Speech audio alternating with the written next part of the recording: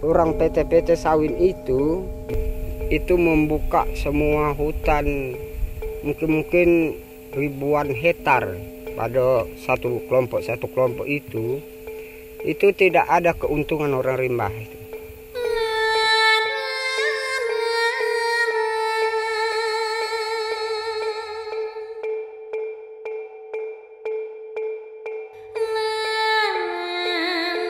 Rimba lah boleh dikata lah habis.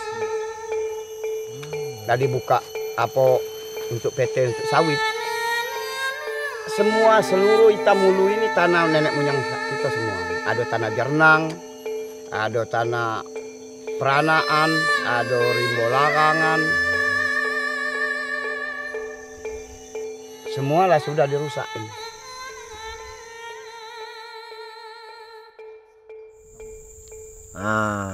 Kita kini sedang duduk di lahan. Mulai semenjak perusahaan masuk, mulai menebang, itu adalah yang digarap oleh perusahaan itu. Hak-hak kami seperti larangan secara adat kami, Tengeri Budak, Sentubung, Kandung Puson. Sudah itu termasuk sialang kami, Batang Derian, termasuk Batang Duku. Itu di dalam lingkungan lahan itu mulai dia menggarap, ditumbang semua.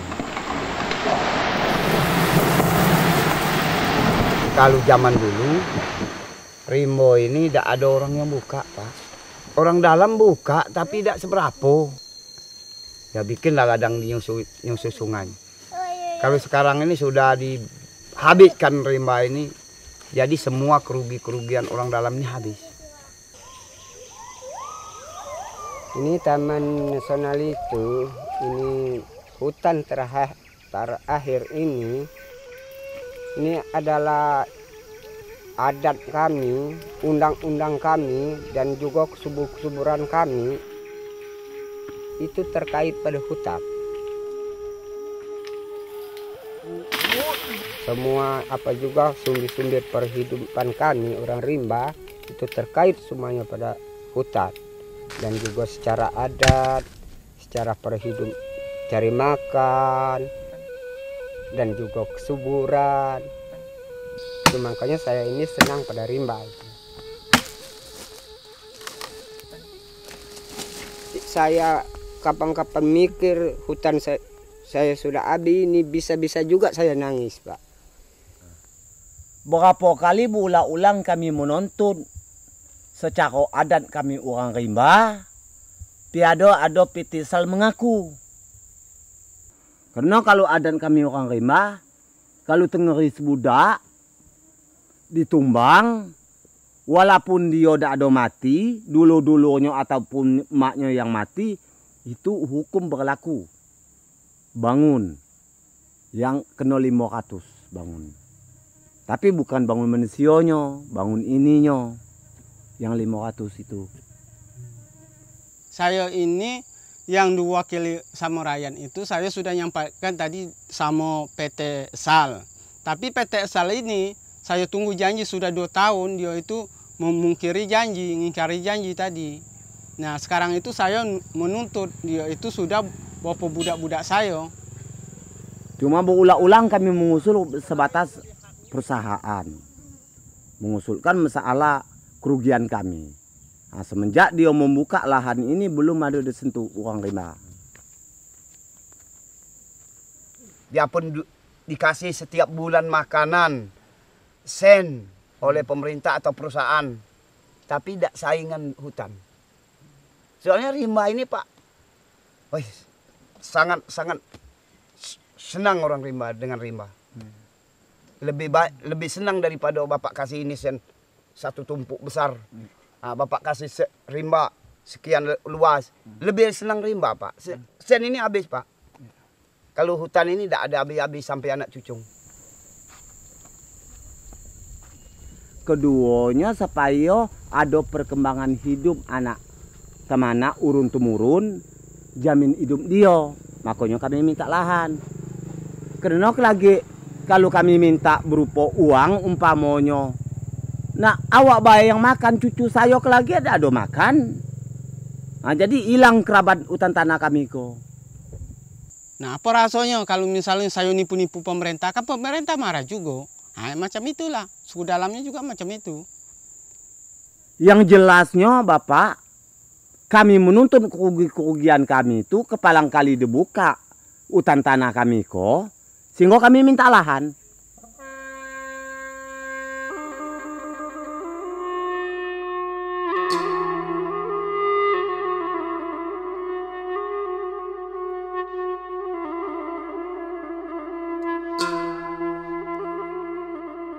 Karena itu sudah di pangkal sungai itu, di maru sungai itu sudah dibuka menjadi sawit. Jadi sawit ini padat mengisap air, Pak. Nah, jadi kini kami juga sulit cari airnya itu, Pak. Airnya itu sudah kecil, sulit kami mencarinya. Nah, juga kotor-kotoran itu, itulah tadi yang dibilang Pak Majin itu, pupuk semua itu sudah racun. Diminum anak-anak itu sakit perut, menceret. Mak aku kerenanya mati, ialah kerenanya meminum air dasawit. Gemung perut dia tu. Disimpan tu uban terus. Sedangkan kayu, rumput, angus. Kunolah satu hati kita. Apa tidak kita tu angus juga hati kita tu. Kalau zaman dulu cari ikan gampang. Nangkap di sungai. Sudah dapat sebanyak-banyak ikan. Kalau sekarang cari ikan agak 2 ikut lah sudah sulit sekali. Cari babi juga sulit. Semua dicari sulit. Nah, cuma kalau zaman lagi Temenggung dulu masih hutan tuh masih luas, pencarian masih banyak, Pak. Kalau sekarang ini pencarian susah. Cuma satu babi itulah, Pak. Selain itu tidak ada pencarian. Masa dulu rimau lagi besar tu, yo senang anak suku dalam tu. Hutan dapat, damar, apa kata meranti, apa Jetanang, lagi masih luas gitu. Ini susah, susah kini kita cari makanan. Hutan orang rimba habis diambil dibikin kebun-kebun sawit. Jadi dia yang kaya, orang rimbo yang miskin. Jadi mangkonya orang rimbo yang ini maling, Pak. Merampok. Jadi ada dia ngambil buah PT. Jadi orang PT itu ya sering marah, dikejar dengan motor. Ada juga yang mau nikam. Nah, anak itu menepis macam ini luko, Pak. Anak-anak itu.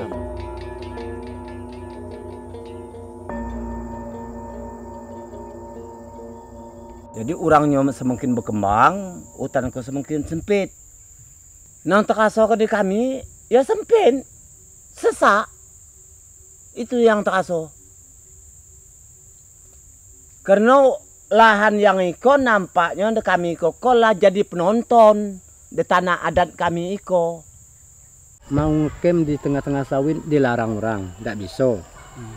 Tanah itu tanah nenek moyang kita, Pak. Bertumpah darah kita di sini. Nah, memang tidak boleh. Macam mana orang terandu? Mau anak-anak misalnya kan, ngambil berondol, itu dilarang. Katanya tidak boleh. Tidak boleh macam mana? Hak milik kita sini, ditanam sawit. Orang tuh ngomong, kami ini beli dengan presiden katanya. Jadi kalau Bapak mau nuntut, tuntut presiden. Jangan nuntut kami orang kerja. Nah begitu Bapak dia omong. Jadi kami cari ke presiden itu kemana? Tidak tahu tempat presiden di mana tempatnya.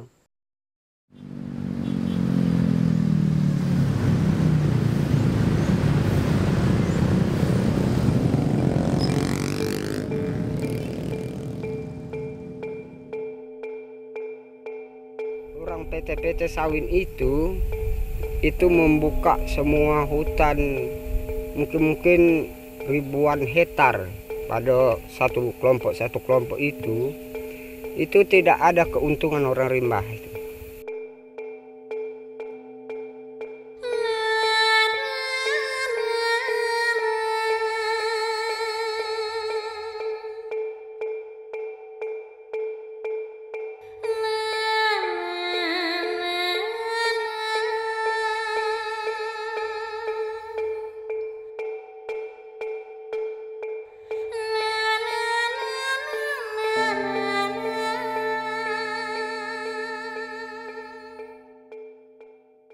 selama perkebunan sawit masuk, pokoknya anak suku dalam agak susah lah cari makan Pak.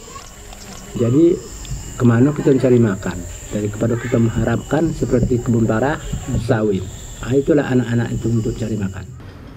Pembukaan baru perkebunan kelapa sawit itu selalu diarahkan pada area-area yang telah dialokasikan oleh pemerintah untuk pengembangan perkebunan, khususnya kelapa sawit.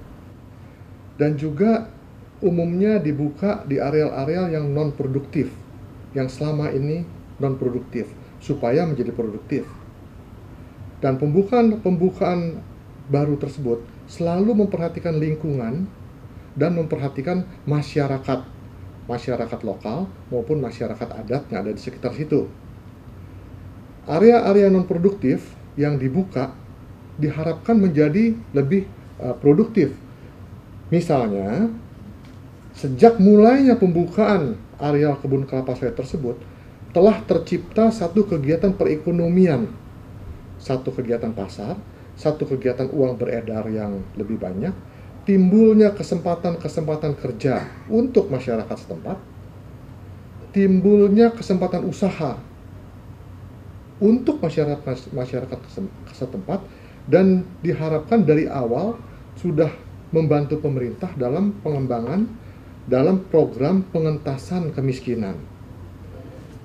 Khususnya mengenai masyarakat rimba yang ada di Jambi, diharapkan dengan berkembangnya kebun kelapa sawit di Jambi pada khususnya, itu timbul pengembangan perekonomian, timbul pengembangan di dalam masyarakat rimba tersebut, sehingga anak cucu mereka bisa mengenyam, bisa mendapatkan satu pendidikan, bisa mendapatkan satu pengembangan yang lebih baik, sehingga ke depannya bisa menjadi masyarakat yang lebih maju.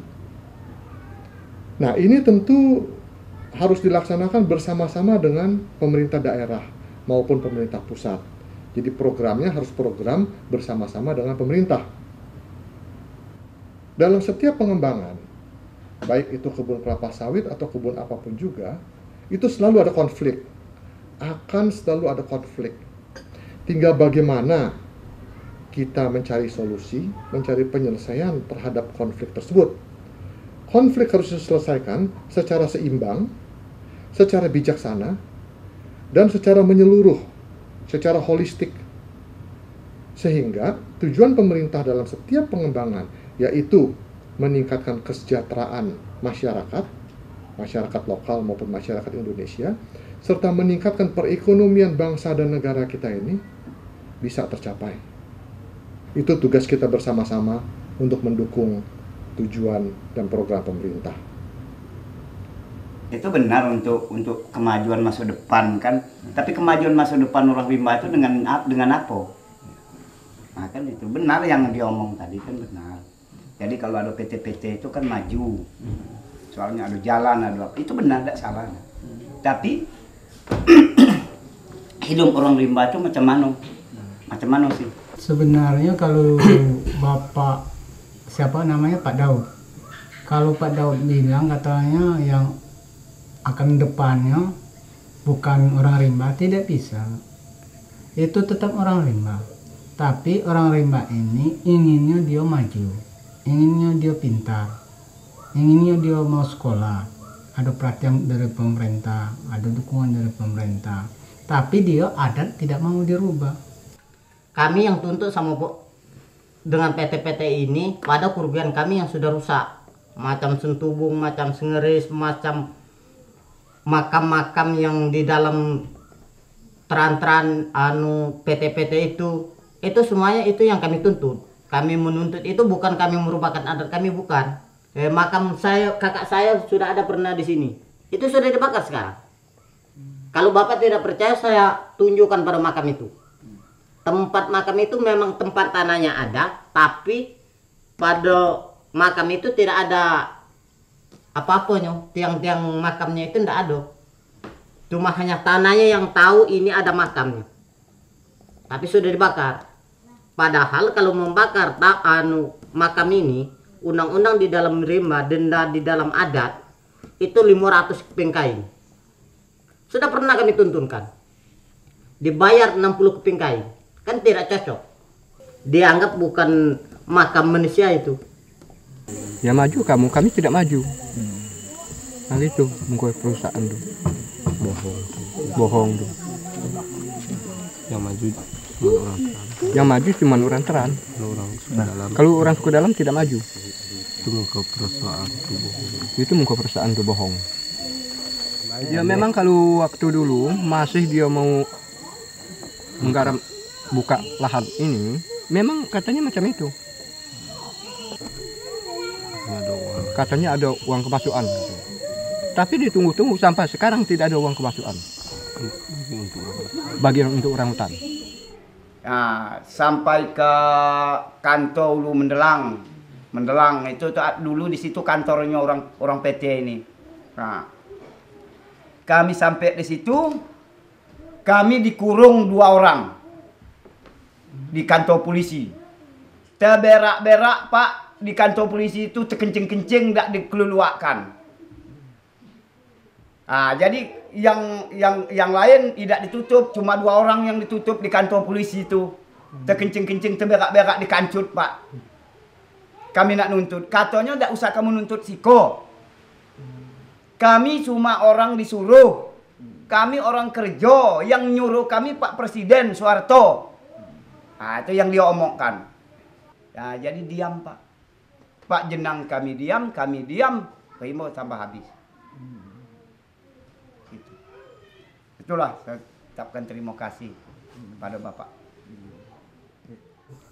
Dalam pikiran saya, dia bilang sekarang orang rimba, besoknya bukan orang rimba lagi. Itu anggapan dia. Karena dalam permintaan saya, bukan saya merubahkan Gamo, bukan saya menghancurkan undang-undang, bukan saya menghancurkan hak milik, bukan. Yang saya harap, yang saya pinta, namun adat tetap adat orang rimba, namun Gamo orang rimba tidak bisa akan dirubahkan. Cuma ekonomi orang rimba harus dimajukan. Karena kini itu banyak orang yang agak membodoh-bodohi kami. Itu mangkos seperti anak-anak sekolah itu harus dilanjutkan sekolah. Supaya dia pintar, supaya dia tidak mau ditipu. Jadi kemajuan anak-anak itu pemakan-pemakan tidak mewah. Dia ada jalannya, ada motornya. Tapi namun adat, namun hutan itu tidak bisa dirubah. Namun kami tetap pakai kancur. Waktu masuk kota-kota saya pakai celana, pakai baju. Kalau waktu masuk hutan dia pakai kancur, nggak pakai baju.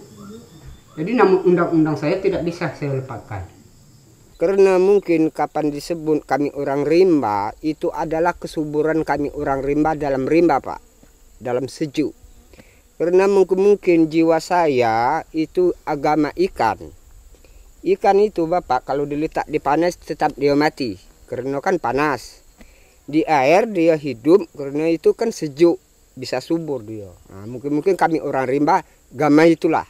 Gama ikan itulah kesuburan itu. Jadi kalau tentang pada panas, ya hidup. Hidup itu memang hidup. Tapi hidupnya itu kan enggak seberapa.